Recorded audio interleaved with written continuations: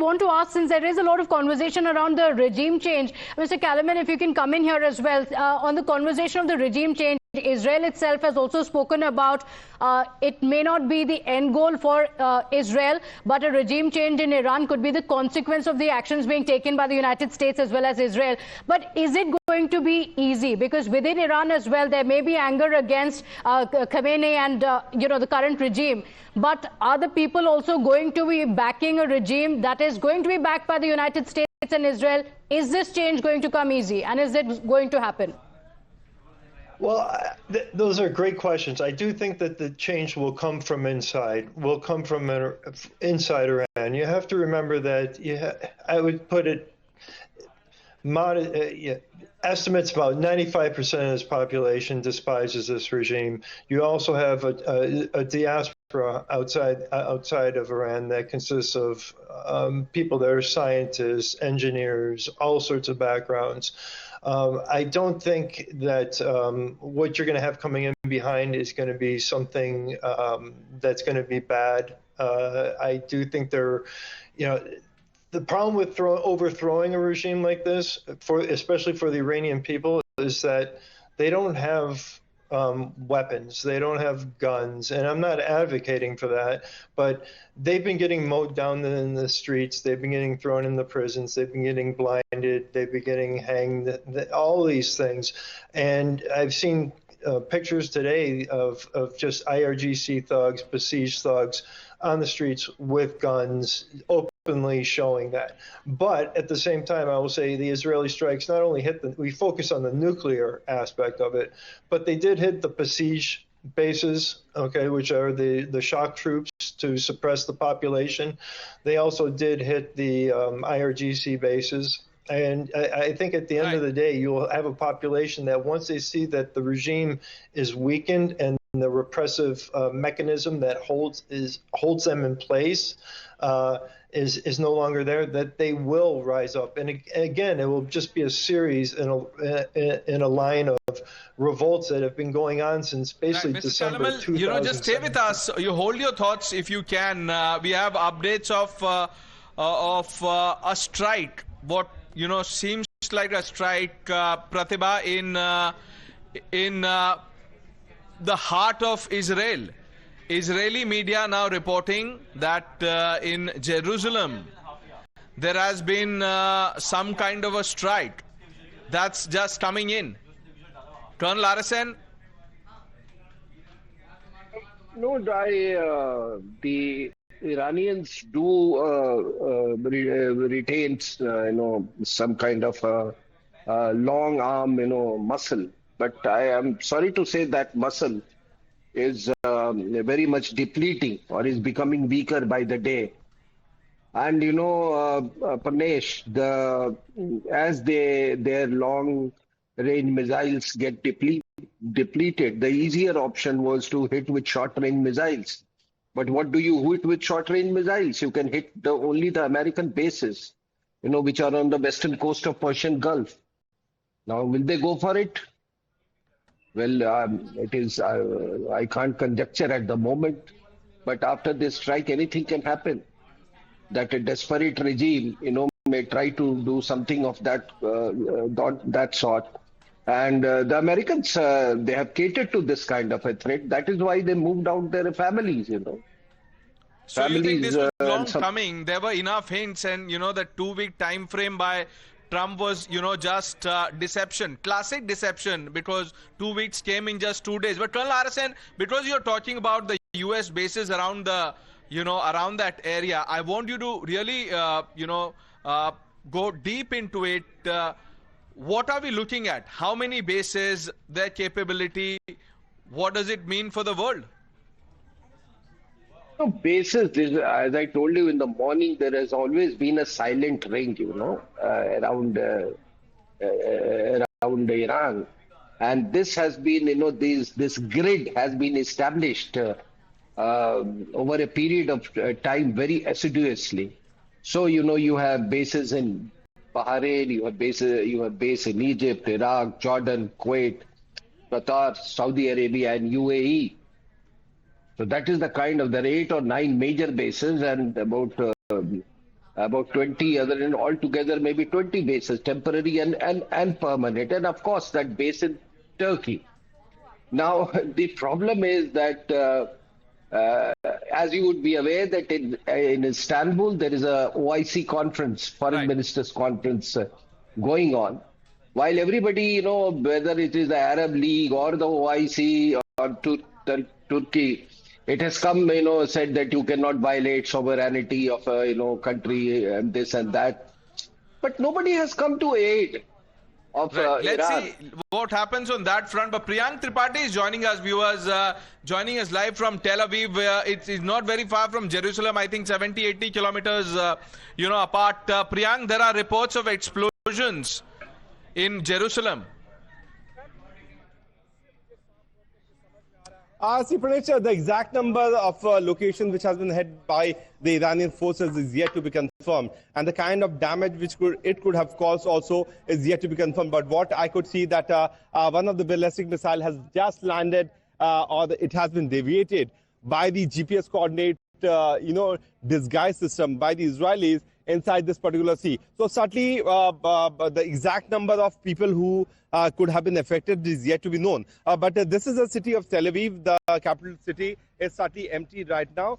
People move towards a safer location, and once again they are coming back. But it was quite known for people when they realized that the Iranian nuclear facility has been hit by the US forces, and we know that Donald Trump has already stated that they have been working in coordination with Benjamin Netanyahu. So it was quite expected that there would be a barrage of missiles which will come towards the Israeli side, to be very specific, in Tel Aviv. But what we can tell you that these high-rise buildings which are right behind me remains to be unheard till what I can see from my eyes, but the exact assessment report is yet to be released by the IDF or any forces. Till wherever I can see, Pranesh, I cannot see any kind of smoke coming out, but it will take some more time, at least 2 to 5 minutes, for us to actually get information that which area has actually been hit by these ballistic missiles. Okay. Ominous signs, Pratibha, because, as you can see, the area behind Priyank, and, I would request if we can show Priyank full frame so that we have a better view. It is completely deserted. So when we say that the war is on, this is what a war zone looks like. Priyank, very brave of you to be standing there, sending us updates and, keeping our viewers informed. But just give us a sense of, the uneasy calm, almost the eerie silence around. Pranesh, this is what you were asking, and you can see this is one of the busiest streets of Tel Aviv, right next to the sea, where the vehicular movement has certainly been stopped. People who came out moving towards the shelters, those bunkers, have also started coming out. So the buses have started moving. It has become a day-to-day life for these Israelis to go and follow the protocol, which they follow very seriously. And as soon as the siren sounds have stopped, the buses which got stuck at one of the locations. Priyank, just stay with us. News just coming in. Israel has confirmed that the first barrage of missile strikes from the Iranian regime has happened. We are being told that 22 to 30 ballistic missiles have been fired, and the Israeli authorities are on the ground ascertaining the damage, the impact. Mr. Kalamel, this was expected. This is the least that the Iranians will have to do to show the world that, look, they are in this fight. I not only the least, I think it's about the most they can do at this point. I mean, there's other things they can do, such as threaten the Strait of Hormuz. They can even miscalculate and attack U.S. interests, and that would bring a horrific response. I think Khamenei's been miscalculating from day one. But with the ballistic missiles, you have to remember they have a finite supply. Israel's already taken out a number of them. They also taken out a number of launchers. And as the operations continue, better intelligence comes in as to where these launchers are, where these ballistic missiles are coming from, and to destroy them. So, we see decreasing pace and tempo of these ballistic strikes. This seems like the last shot of what he's got. He's throwing everything that he has at it. And again, they boast about having a hypersonic missile, and the truth is they don't have a true hypersonic missile. Even Russia is struggling to develop a true hypersonic missile. Okay, I also want to ask you now, we're seeing missiles being fired by Iran. Before I come to you, let me just go back to Priyank just a moment. Priyank, to get us a better understanding of what the situation is there, can you show us around? And you've been there for a few hours now. What have you witnessed? Yeah, but before the Pratibha, there's one more important message which is coming out, that the evacuation of Indian nationals have started. They have left from the MSC and they are on their way to the Jordan border. This was the first set of the Indian nationals who are being evacuated from here. And there have been some information which has been corrected, because early in the day what we got to know that this particular purpose has been stopped. While talking about what you were asking, we are here in Tel Aviv, and this is a city which has seen the kind of series of ballistic missiles which have been fired from the Iranian side. Just a short while back, the IDF has also released a statement where they are saying that a series of missiles came here, and we request our citizens to follow the protocol. While talking about the location, certainly, let me show you the other side of the frame. It's deserted. Certainly, this is not one of the locations which is so empty, that too on the Sunday. Although yesterday it was a vacation time for the people, because they were they were going into the Shabd period where they pray, the Jewish pray, and because of which the city and all the Israel was shut. But right now, that too on a Sunday morning when people were supposed to go to the offices, what we saw that in the morning there was a message which came out from the IDF side stating that people should not go to the offices, the schools have been shut. That is what is seen on the ground. There have been series of development which has happened throughout the morning, where the attack happened in Iran. Then Donald Trump coming out, and while talking about peace, he's also giving threat to the Iranians, saying that they have other targets also which can also be achieved. But here in the city of Tel Aviv, you can see it's all deserted. No one is here. Those buses which we saw few seconds back were the buses which was going back to a safer location, and certainly those people who stopped for the bunkers have certainly started moving towards their houses.